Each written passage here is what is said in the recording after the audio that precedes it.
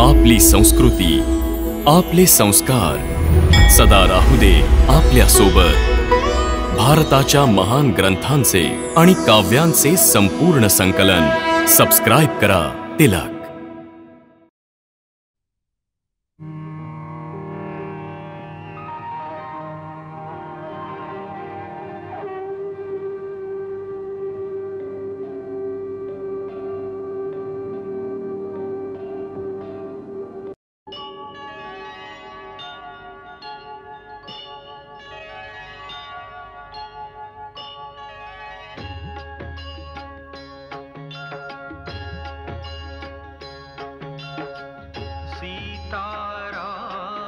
चरित अति पावन, मधुर सरस रस किति मन भावन।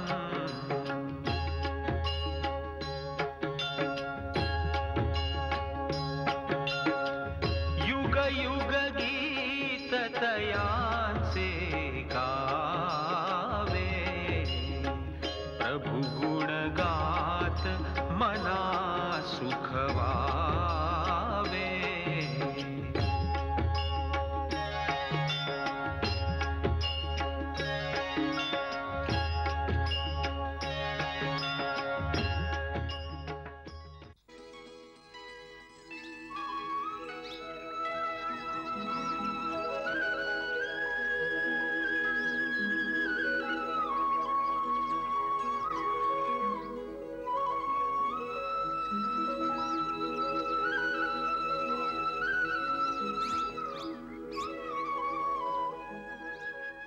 मुनिकुमार, आम्ही महर्षी भारद्वाजांच्या दर्शनाचे अभिलाषी आहोत। मी गुरुदेवांना सांगून येतो।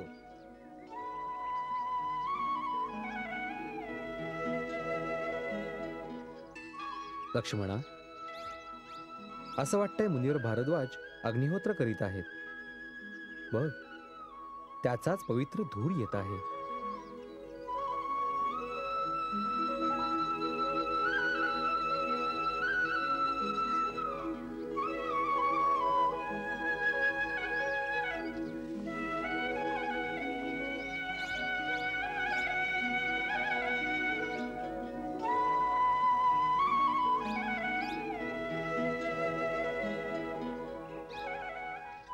प्रणाम गुरुदेव। काय झालं मुनिकुमार? गुरुदेव, 3 बटू आपल्या दर्शनाच्या अभिलाषेने आले आहेत। आश्रमात प्रवेशाची आज्ञा मागतायत। त्या सज्जनांना आदरासहित आश्रमात घेऊन ये।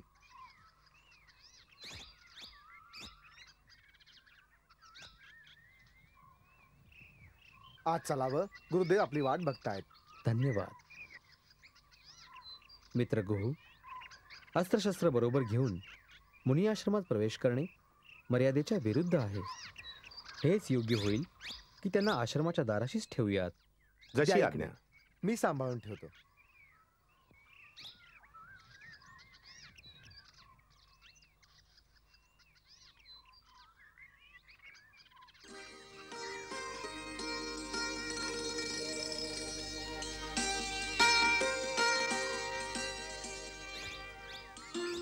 मुनिश्रेष्ठ, मी महाराज दशरथांचा पुत्र राम आपल्या श्रीचरणी प्रणाम करतो। चिरंजीवी हो, यशस्वी हो। हा माझा छोटा भाऊ लक्ष्मण आहे। कल्याणमस्तु। ही विदेहराज जनकांची पुत्री आणि माझी कल्याणमयी भार्या सीता आहे। अखंड सौभाग्यवती भव। हे गंगापाळ प्रदेशातील निषादूंचे राजा गुहू माझे मित्र आहेत। वनात आमच्या सहाय्यतेला एवढे दूर आले। आम्ही तर आपले सेवक आहोत मुनिराज। आयुष्यमान भव। हे रघुनंदन, आपल्या सर्वांचं आमच्या आश्रमात स्वागत आहे। अर्घ्य ग्रहण करा। सदानंद,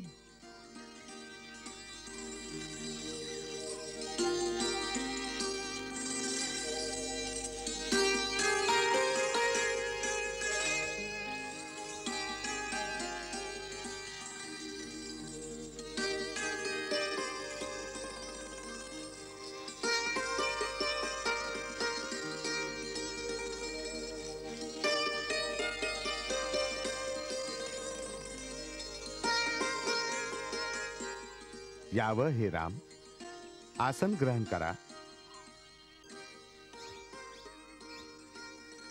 बसा देवी.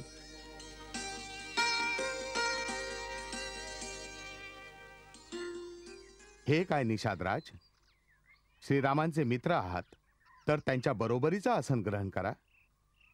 नाही नाही मुनिवर, आम्ही नीच जातीचे आहोत, खूप छोटी माणसं आहोत. स्वतःला छोटं मानण्यातच तुमचं मोठेपण आहे. राहिली नीच होण्याची गोष्ट, तर श्रीरामांनी कोणाला नीच होऊच दिलं नाही. रामाचे मित्र असून स्वतःला नीच कसे म्हणवता तुम्ही? जो प्रभूला प्रिय असतो त्यालाच हरीचा जन म्हणतात. त्याची जात सगळ्यात उच्च असते. आसन ग्रहण करा राजन. धन्यवाद. हे रघुनंदन, ब्रह्मऋषी विश्वामित्रांच्या आश्रमात तुम्ही जे साहस, जो दिव्य पराक्रम दाखवला होता, त्याची कीर्ती ऐकल्यापासूनच आम्ही तुमच्या दर्शनाची वाट बघत होतो. हे महामनस्वी, आमच्या या तपोवनात तुमचं आतिथ्य करून आम्हाला अशा अलौकिक आनंदाचा अनुभव होत आहे, जशी आमच्या समस्त जीवनाची तपस्या आणि साधनेचं सुफळ मिळालं, जसं आमच्या संपूर्ण जीवनाचं पुण्य परिपूर्ण झालं. हे मुनीश्वर, आपण ज्यांचा आदर कराल तो विनासायास मोठा होतो. आपल्या केवळ दर्शनामुळेच मनुष्य सर्व दुःखांपासून निवृत्त होऊन जातो. धन्य हो राम, धन्य हो. बस एकच गोष्ट आमच्या मनाला खिन्न करत आहे. आमचे परममित्र महाराज दशरथांनी विना अपराधानी तुम्हाला वनवास कसा काय दिला? आपण त्रिकाळदर्शी आहात, सर्वज्ञ आहात. आपण तर हे जाणताच की पिताश्रींनी मला वनवास देऊन माझ्यावर इतके उपकार केलेत की मी आपल्यासारख्या पुण्यवान महात्म्यांचे दर्शन करू शकलो. हे पुरुषोत्तम, आपल्या मर्यादेला अनुसरूनच निर्विकार भाव आहे तुझ्यात. कुठलाही अपराध न करता निर्वासित होऊन वनवासाचं दुःख भोगशील, याचा विचार येताच आमचं हृदय अत्यंत व्यथित होतंय. विश्वास करा पूज्यवर, मी शपथपूर्वक सांगतोय, कणभरही दुःख नाहीये वनवासामध्ये. अत्यंत आल्हादकारी अनुभव आहेत वनवासांच्या नवजीवनामध्ये. आपल्यासारख्या महामुनीशू मुनींचे आणि तपस्वीचे दर्शन होतील. जागोजागीचे साहस, सत्कर्म आणि असहाय्यांच्या सेवेचे सुअवसर प्राप्त होतील. धन्य हो रघुकुल केसरी, धन्य हो. तुमचं आत्मबल, तुमचा आत्मविश्वास आम्हा तपस्वींपेक्षा वरचढ आहे. पितृ आज्ञा पालन करण्याचा तुमचा आदर्श आर्य संतानाकरिता अनंत काळापर्यंत एक ज्वलंत दीपस्तंभ बनून राहील. वत्स, गंगा आणि यमुनीच्या संगमावर वसलेलं हे स्थान हे खूपच पावन आणि खूपच रम्य आहे. आमचा आग्रह आहे की तू देवी सीता आणि आपला धाकटा भाऊ लक्ष्मणाच्या साथीने याच आश्रमात शांतीपूर्वक निवास करावा. क्षमा मुनीवर, इथे निवास करणं अनुकूल नाही होणार. का वत्सा? तीर्थराज प्रयागच्या पावनभूमीवर निवास करण्यामध्ये कोणती बाधा आहे? आमच्या राज्याची सीमा या इथून जवळच आहे. तिथे कळताच अयोध्यावासियांची रांगच लागेल. आपल्या आश्रमाची शांतीही मोडेल आणि आमचा उद्देशही पूर्ण होणार नाही. म्हणून एकांत काळात दुसरं स्थान सांगण्याची कृपा करा. इथून 10 कोसाच्या अंतरावर चित्रकूट नावाचा एक परमपवित्र आणि खूपच रमणीय पर्वत आहे. तिथे पण अनेक साधक तपस्वी आपापल्या साधनेत लीन आहेत. ते स्थान तुझ्यासाठी उपयुक्त राहील. चित्रकूट कोणत्या मार्गाने जाणे योग्य होईल मुनीवर? राम, तू ज्या मार्गाने जाशील तो मार्ग सुगम होऊन जाईल. त्याच्यासाठी तुला यमुनेला पार करावं लागेल. तिथे कोणतेही नाव नाही मिळणार. निषाद राज तुझ्या बरोबर आहे. त्यांच्या मदतीने बांबूचा एक पडाव बनवून घे. त्या पलीकडे थोडं चालत गेल्यावर शामवट नावाचा एक पवित्र व वटवृक्ष मिळेल, ज्याच्या सावलीत कित्येक सिद्ध पुरुष आपापल्या साधनेत लीन आहेत. ते दिसणार नाहीत. त्यांना प्रणाम करून त्यांचा आशीर्वाद जरूर घे. तिथूनच तुला चित्रकूटचा मार्ग मिळेल.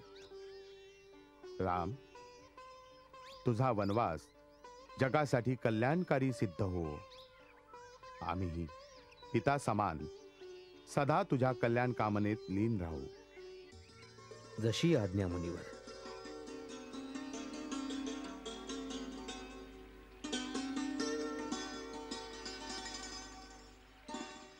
द्या दादा, धनुष्य माझ्याकडे द्या, मी ठेवतो.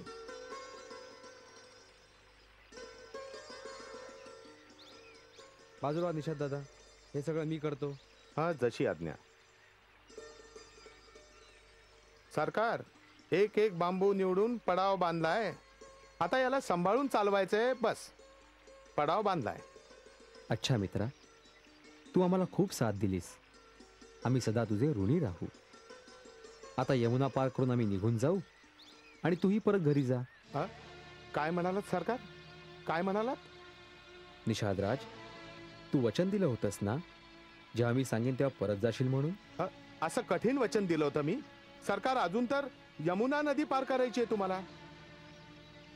पुढे खूपच धोका आहे. धोके तर पावला पावलावर असतील निषादराज. आमचं ठिकाण निश्चित झालेलं आहे. तू पण अनिश्चित काळापर्यंत तुझ्या राज्यापासून दूर नको राहूस. जाता जाता मी तुझ्यावर एक उत्तरदायित्व टाकत आहे. भरताने नुकताच राज्यभार सांभाळलाय. त्याला त्याची शासन व्यवस्था नीट करायला थोडा वेळ लागू शकेल. तुझं राज्य कौशल देशाच्या सीमेवर आहे. म्हणूनच जोपर्यंत भरत पूर्णपणे राज्य सांभाळत नाही, तू सीमेचं रक्षण कर. तुम्ही कोणतीही काळजी करू नका सरकार. मी तुम्हाला वचन देतो, आम्हा निषादांच्या शवांवरून जाऊनच शत्रूला सीमा पार करावी लागेल. हे आमचं वचन आहे. ठीक आहे मित्रा. होता विरह विव्हळत फिरे, नाविक आणि निषाद, धीर वीर रघुवीरा पुरी, ना सुख नाही विषाद.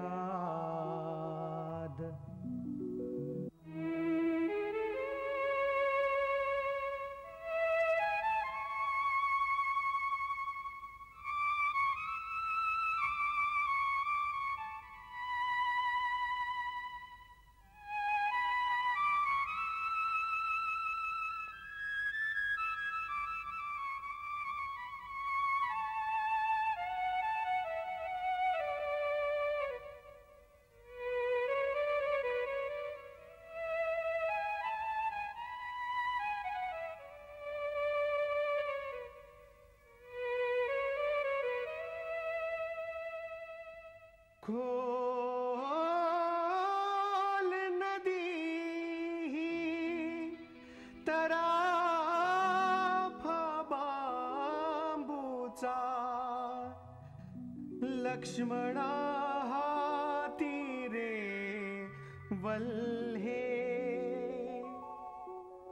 पुढे वन हे पथ निर्जन हा, ना कुणी संगे ना आधार. विधी लिखित हे तू लिहिलेले उमजत रे नाही. जनप्रिय सीताराम नि लक्ष्मण वनास हे जाती. जनप्रिय सीताराम नि लक्ष्मण वनास हे जाती. राणी, हातावर हात ठेवून बसण्याची ही वेळ नाहीये. तुला काय वाटतं, राजा अजोळहून भरताला बोलावून घेतील? हा तुझा भ्रम आहे.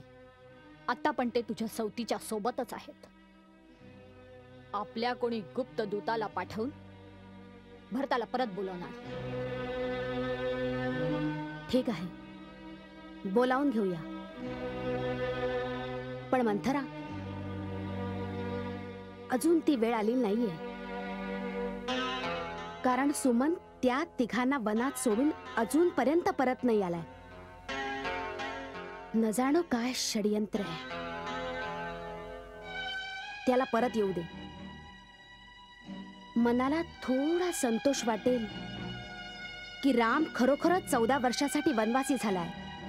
मग आपल्याला कोणतीच शंका उरणार नाही. समजलं?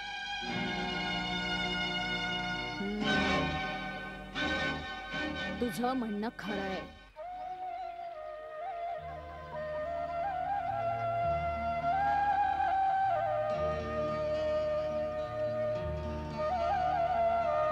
नमस्कार.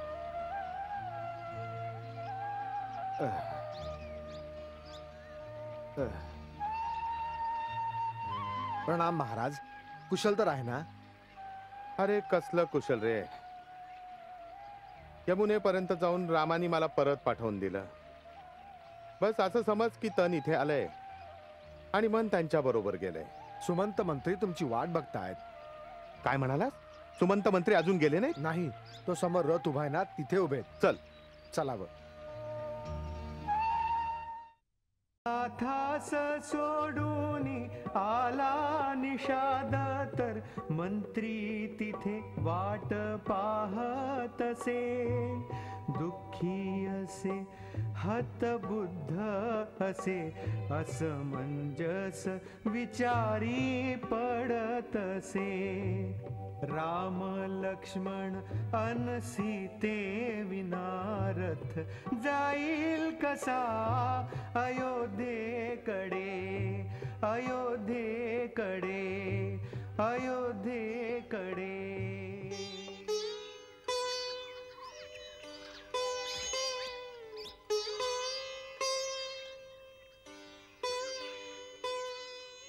प्रणाम मंत्रीजी, प्रणाम. प्रणाम. मंत्रीजी, अजूनपर्यंत आपण अयोध्येला गेला नाही? निषादराज, मी रोज प्रयत्न करतो. रोज रथाला घोडे बांधत असतो. ना माझे पाय अयोध्येकडे वळतात, ना घोडे पुढे जातात. रिकामा रथ नेऊन अयोध्या निवासियांना तोंड दाखवू, माझ्यात एवढं साहस नाहीये. माझ्यात एवढं साहस नाहीये. निषादराज, एवढंच सांगा की तुम्ही श्रीरामांना कुठे सोडून आलात? सरकार, आम्ही त्यांना कुठे सोडून आलो? तेच आम्हाला सोडून चित्रकूट पर्वताकडे गेले. बस, मी पण चित्रकूटावर जाईन. नाही सुमंत मंत्री, नाही. तुम्हाला रामाची आज्ञा आठवत नाही का? या अवज्ञेचा मला कितीही दंड केला तरी पण मी 14 वर्षानंतर याच रथात त्यांना बसवून त्यांच्या बरोबरच अयोध्येला परतेन. नाही सुमंत मंत्रीजी, हे उचित नाही होणार. या वेळेला रामांची आज्ञा पाळणं हाच तुमचा धर्म आहे. नाहीतर राजा, प्रजा आणि रामाचे तुम्ही दोषी ठराल. माझी विनंती ऐका, आपण अयोध्येला परतावं. नाही. हो महाराज, आमच्यावर कृपा करा आणि अयोध्येला परत जा. नाही. हो, चलावं महाराज. आपल्याला श्रीरामांची शपथ आहे. अयोध्येला परत जावं महाराज, नाहीतर श्रीराम खूप दुःखी होतील. आणि महाराज दशरथांचा तरी विचार करा. त्यांना तुमची सगळ्यात जास्त आवश्यकता आहे आता. हो, लहान तोंडी मोठा घास घेतोय, पण मला क्षमा करा, पण तुम्हाला अयोध्येला जावंच लागणार महाराज.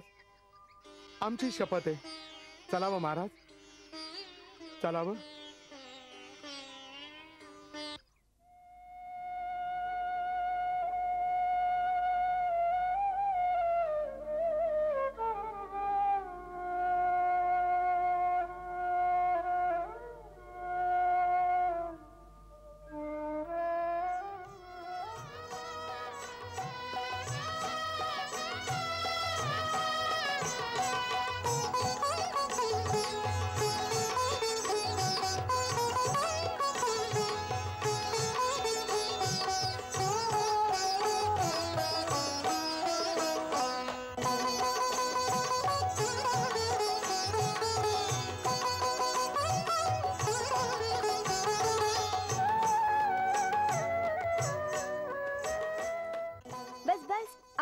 खरंच सांगा की तिथे अंगाई गीत ऐकायला मिळेल की नाही?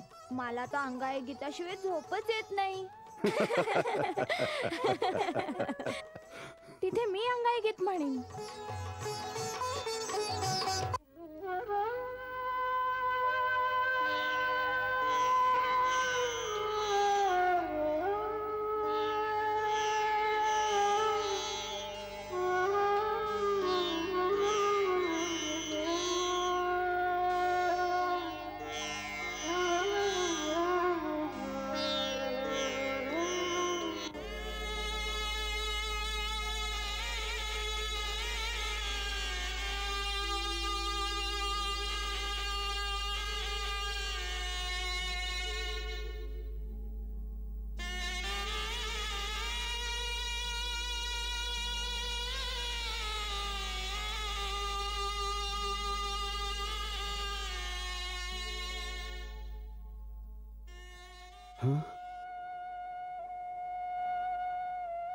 काय झालं महाराज?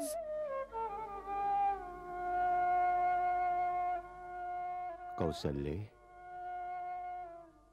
राम सुमंताच्या बरोबर आला का ग? नाही. रडू नकोस कौसल्ये. तो येतोय. येतोय माझा राम. तो येतोय. माझा राम. माझा राम रथात बसून आता येतोय. मंगल भाव मनात जपोनी दशरथ राज आनंदे मनोमानी.